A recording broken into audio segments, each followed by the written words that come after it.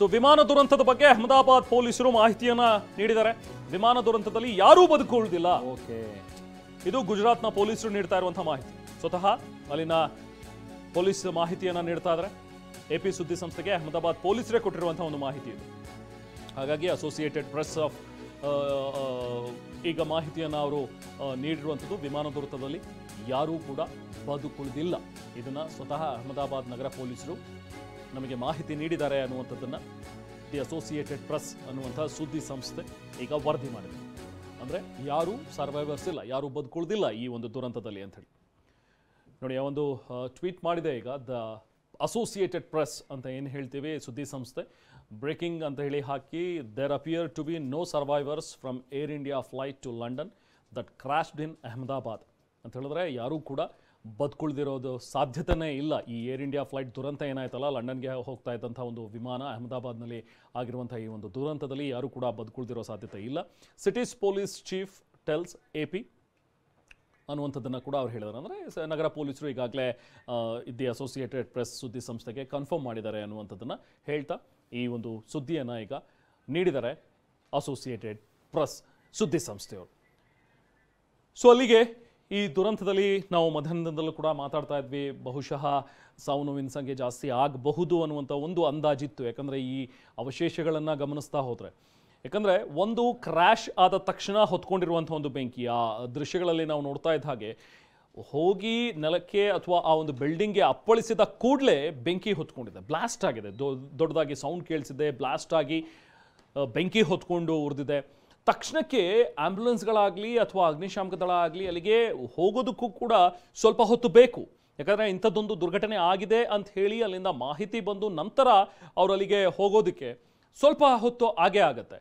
ಈಗ for example ಈಗ take off ಆದ ಸ್ವಲ್ಪ ಹೊತ್ತಿನಲ್ಲಿ ಪೈಲಟ್ ಏನಾದರೂ ಅದನ್ನು ಮಾಹಿತಿಯನ್ನು ನೀಡಿ ತಾಂತ್ರಿಕ ದೋಷ ಇದೆ, ನಾನು ಲ್ಯಾಂಡ್ ಮಾಡ್ತಾ ಇದ್ದೀನಿ ಅನ್ನುವಂಥದ್ದನ್ನು ಹೇಳಿ ತಕ್ಷಣಕ್ಕೆ ನೀವು ಅಲ್ಲಿ ವ್ಯವಸ್ಥೆಗಳನ್ನು ಮಾಡ್ಕೊಳ್ಳಿ ಅನ್ನುವಂಥದ್ದೆಲ್ಲವೂ ಆದರೆ, ಸೊ ಯಾವುದಾದ್ರೂ ಒಂದು ನಿರ್ದಿಷ್ಟ ಸ್ಥಾನದಲ್ಲಿ ಒಂದಷ್ಟು ಟೈಮ್ ಏನಾದರೂ ಇದ್ದಿದ್ರೆ ಅಲ್ಲಿಗೆ ತಕ್ಷಣಕ್ಕೆ ಅಗ್ನಿಶಾಮಕ ದಳದ ಸಿಬ್ಬಂದಿ ಕಳಿಸೋದು ಅಥವಾ ಅಗ್ನಿಶಾಮಕ ವೆಹಿಕಲ್ಗಳನ್ನು ಕಳಿಸಿ ಆಂಬ್ಯುಲೆನ್ಸ್ಗಳನ್ನು ಕಳಿಸಿ ವ್ಯವಸ್ಥೆ ಮಾಡೋದಕ್ಕೆ ಟೈಮ್ ಇರುತ್ತೆ. ಬಟ್ ಇಲ್ಲಿ ಯಾವುದಕ್ಕೂ ಕೂಡ ಟೈಮ್ ಸಿಕ್ಕಿಲ್ಲ.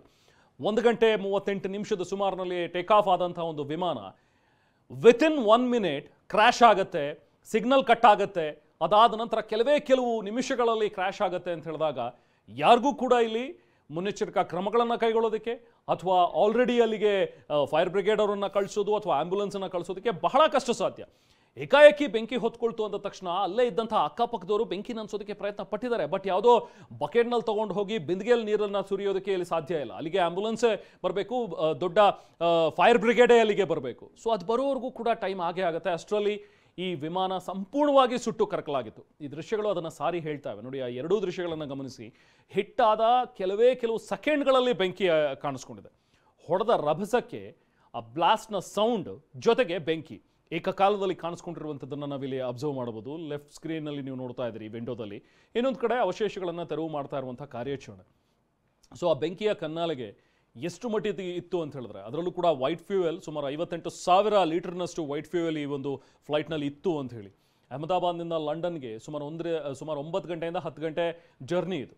ಸೊ ಹಾಗಾಗಿ ಸಹಜವಾಗಿ ಹೆಚ್ಚಿನ ಕ್ವಾಂಟಿಟಿಯ ಒಂದು ಫ್ಯೂಯಲ್ ಕೂಡ ಇದರಲ್ಲಿ ಇದ್ದೇ ಇರುತ್ತೆ. ಸುಮಾರು ಈಗ ನಮಗೆ ಸಿಕ್ಕಿರೋ ಅಪ್ಡೇಟ್ಸ್ ಪ್ರಕಾರ ಸುಮಾರು ಒಂದು 58,000 ಲೀಟರ್ನಷ್ಟು ವೈಟ್ ಫ್ಯೂಯಲ್ ಇದರಲ್ಲಿ ಇತ್ತು, ವೈಟ್ ಪೆಟ್ರೋಲ್ ಇತ್ತು ಅಂಥೇಳಿ.